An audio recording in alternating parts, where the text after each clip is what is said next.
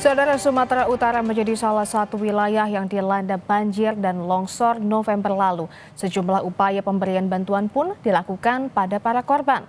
Lalu bagaimana informasi terkini mengenai kondisi wilayah-wilayah di Sumatera Utara yang terdampak bencana?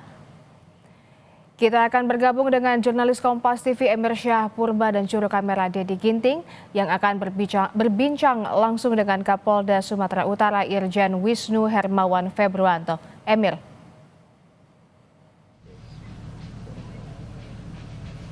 Ya, saudara, memang pasca sebulan bencana alam di Sumatera Utara yang menimpa beberapa kabupaten, diantaranya seperti Sibolga dan beberapa daerah di Tapanuli, memang sampai saat ini langkah-langkah penanggulangan terus dilakukan oleh semua pihak, salah satunya oleh Kepolisian Republik Indonesia melalui Polda Sumatera Utara. Dan memang upaya-upaya penanganan seperti penanganan para korban bencana, kemudian adalah pembukaan beberapa akses jalan yang terputus akibat bencana alam. Begitu juga dengan dropping bantuan-bantuan masih terus dilakukan. Dan saat ini saya sedang berada di posko bantuan bencana alam yang berada di Mapolda Sumut. Dan juga saya sudah bersama dengan Kapolda Sumatera Utara, Irjen Wisnu Hermawan Februanto, yang saya akan mengajak berbincang untuk menanyakan bagaimana situasi terkini di Sumatera Utara pasca bencana alam hampir sebulan lalu. Langsung saja kita sapa. Selamat siang, Pak. Selamat siang, Mas. Baik, Pak. Mengenai bencana alam di Sumatera Utara ini sudah hampir sebulan nih, Pak. Lalu sejauh ini bagaimana gambaran umum sejumlah lokasi di Sumatera Utara yang terdampak bencana alam, Pak? Apakah masih ada daerah yang jalurnya terputus ataupun yang masih terisolir, Pak? Baik, saya baru pulang dari Tapteng dan pagi ini juga tadi saya ngecek ke wilayah Langkat bahwa secara umum semua kehidupan di wilayah Sumut sudah relatif lebih baik daripada awal kejadian, dan kami informasikan kepada masyarakat masih ada 2 jalan yang terputus dari wilayah Taput ke menuju Sibolga dan masih taraf perbaikan. Mudah-mudahan dalam 1-2 hari ke depan sudah bisa tersambung, tapi masih ada 6 desa yang masih terisolir. Demikian pun kami masih mencoba untuk bisa terus mengkomunikasikan dengan teman-teman dari TNI dan PU sehingga dalam 1-2 hari kemudian bisa terbuka jalur tersebut, bisa kami komunikasikan dengan masyarakat di sana.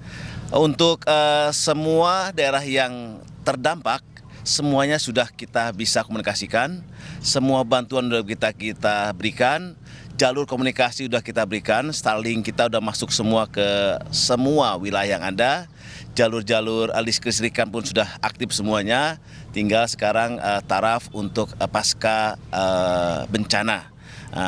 Kami mendapat arahan dari pimpinan Polri untuk hari ini dan bulan ini adalah hari Natal. Semua kekuatan kami untuk membantu masyarakat yang terdampak bencana untuk bisa melaksanakan ibadah Natal. Untuk itu anggota kami semuanya melaksanakan kegiatan pembersihan kepada sarana ibadah seperti gereja, masjid, dan alhamdulillah puji Tuhan beberapa gereja sudah bisa aktif dan bisa melaksanakan kegiatan ibadah Natalan. Baik, Pak Kapolda, mungkin Bapak bisa menjelaskan bagaimana respon cepat personel dari Polda Sumut dalam penanganan korban bencana alam, termasuk proses pembukaan jalur yang terputus ini, Pak? Ya, sejak hari pertama, satuan Brimob kami dan satuan Polda kami sudah masuk ke tempat-tempat korban banjir, di mana teman-teman pasukan kami sudah masuk ke masyarakat yang terdampak. Yang pertama kali masuk Starlink itu masuk di wilayah terdampak di Taput dan di Tapteng, dan masyarakat mengucapkan terima kasih kepada kami bahwa mereka menyampaikan informasi bahwa mereka bisa menyampaikan kabar gembira kepada saudara-saudaranya yang ada di wilayah luar yang tidak terdampak. Nah, respon ini sangat cepat. Kenapa? Karena kita sudah terlatih sebelumnya untuk bisa mengantisipasi terhadap dampak-dampak banjir. Untuk itu, ini adalah latihan-latihan yang kami persiapkan sebelumnya, sehingga begitu ada dampak banjir, kami dengan segera mungkin bisa meluncur ke lokasi-lokasi yang terdampak dan didukung dengan pelatihan-pelatihan yang cukup baik, cukup cepat, dan kita didukung oleh pimpinan Polri untuk beberapa helikopter, sehingga kami dengan cepat bisa memberikan drop-drop bahan makanan, bahan pokok lainnya, sehingga masyarakat terdampak bisa cepat menerima bantuan secepat mungkin.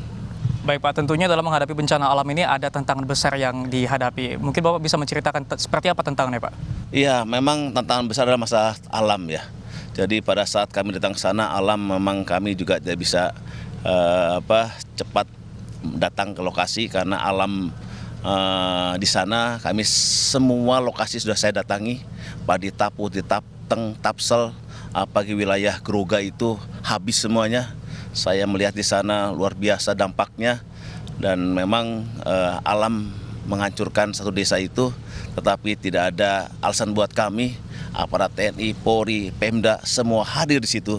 Dari sejak awal hingga saat ini kami terus ke sana bahu-membahu untuk bisa menolong masyarakat, dan hari-hari ini masyarakat sudah bisa mulai kembali beradaptasi dengan keadaan semula karena kita punya program itu trauma healing, di mana warga masyarakat masih trauma apabila ada hujan mereka masih ketakutan masih ada. Tetapi berkat dukungan pemerintah pusat, adanya trauma healing, kemudian bantuan-bantuan terkait dengan regulasi tempat-tempat yang akan ditempatkan oleh pemerintah untuk perumahannya, lambat laun mereka sudah mulai mau beradaptasi dengan keadaan ini.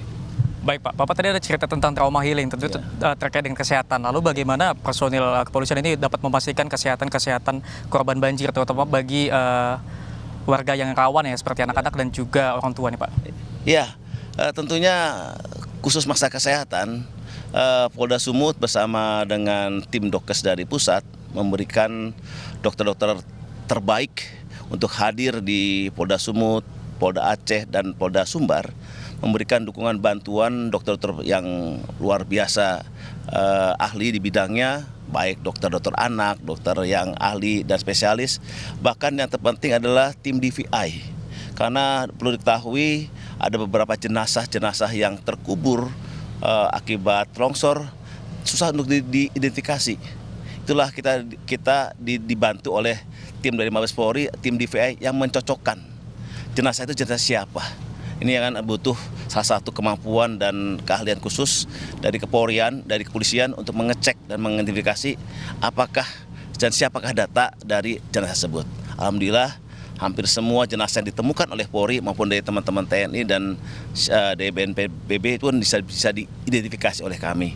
Dan setelah diidentifikasi, kami serahkan kepada keluarga untuk dibumikan. Baik Pak, selain itu di beberapa media sosial nih Pak, kami melihat bagaimana anggota Polda Sumut ini berjibaku untuk menolong warga saat terjadinya bencana alam. Lalu apakah nantinya ada apresiasi nih Pak bagi personil Polri tersebut?